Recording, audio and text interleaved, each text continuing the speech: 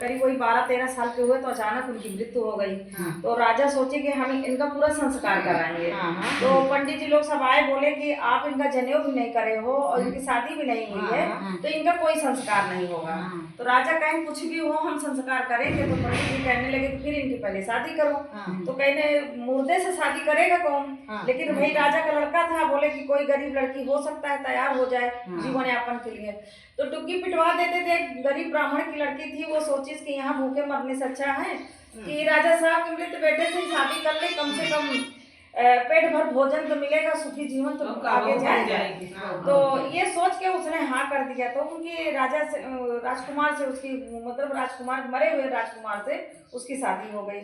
जब शादी हो गई तो लड़की को बोले कि अब इसको ससुराल लेके जाओ और लड़के को बोले कि अब इसका अंतिम संस्कार जैसे होता है पूरा करेंगे। तो लड़की ने कहा नहीं, आपका कर्तव्य जो था आप कर दियो, अब ये हमारे लिए छोड़ दो, हमको क्या करना हम करेंगे। तो अब ये मेरे पति हो गए, अब हम इनकी सेवा करेंगे, जो होगा हम देखेंगे। और गंगा जी के किनारे एक झोपड़ी बनवाई, वहीं गंगा जी किनारे लेके अपने पति को रहती थी और डेली गंगा जी का स्नान कराती थी। गंगा जी का स्नान करा के गंगा मैया की विधि विधान से पूजा करती थी। पूरा साल हो गया। तो आखिरी साल में गंगा मैया प्रसन्न हुई, कहीं कि बेटा तुम एक मुर्दे को लेके हमारे रोज हमसे प्रार्थना करती हो, हम बहुत खुश हैं तुम्हारी सेवा से, तो कहो तुम्हें कौन सा वरदान चाहिए। तो बोले कि माता जी हमें तो एक ही वरदान चाहिए कि मेरा सुहाग वापस आ जाए। तो बोले इनके ऊपर जो अवसान देवी का श्राप था, इस कारण ये मतलब कि इतने तुम्हारी पूजा पाठ के बाद भी ये नहीं वो हो रहे हैं। आप ऐसा करो कि आप अपने ससुराल में खबर कर दो कि वहां से आते हुए रानी साहिबा जितने भी सुहागिनें मिले सबको न्योता देती चली आए और सबको खिलाएं और तुम भी जाकर खाओ, वहाँ पति तुम्हारे यहीं रहेंगे। जो उसमें से कोई भी सब औरतों के पैर छूना, जो तुम्हें कह देगा सदा सुहागन रहो, तब तुम्हारा पति यहाँ जिंदा हो जाएगा। तो बोली ठीक है।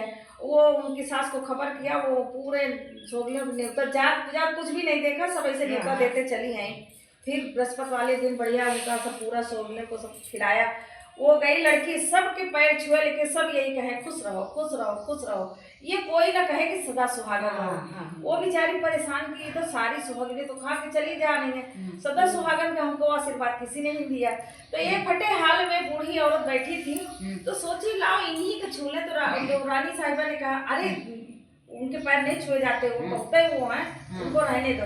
कहीं नहीं, हमको तो आशीर्वाद की जरूरत है। और गई वही माता जी उनके जो बुजुर्ग बैठी थी उनके पैर में गिर पड़ी। तो उन्होंने जैसे कहा सदा सुहागन रहो खुश रहो, वैसे वहाँ घाट पे उनका पति जिंदा हो गया। उनको खबर तुरंत गंगा मैया ने कह दिया आ जाओ तुम्हारा पति जिंदा हो गया। फिर वो वापस भागे, पूरी टोला मियाना सब लेके गए वहां से गंगा जी किनारे से माता अपने पति को लेके आई। और उसके बाद फिर से न्योता दे दिया कि जितनी भी सुहागिनें मिले सबको न्योता देते चली आई। कहीं अवसान देवी की कृपा से हमारा सुहाग वापस हुआ है।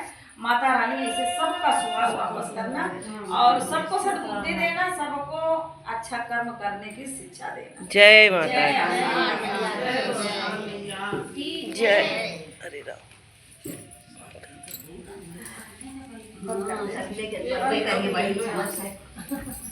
ये तो मजाक चला दिन जा सकते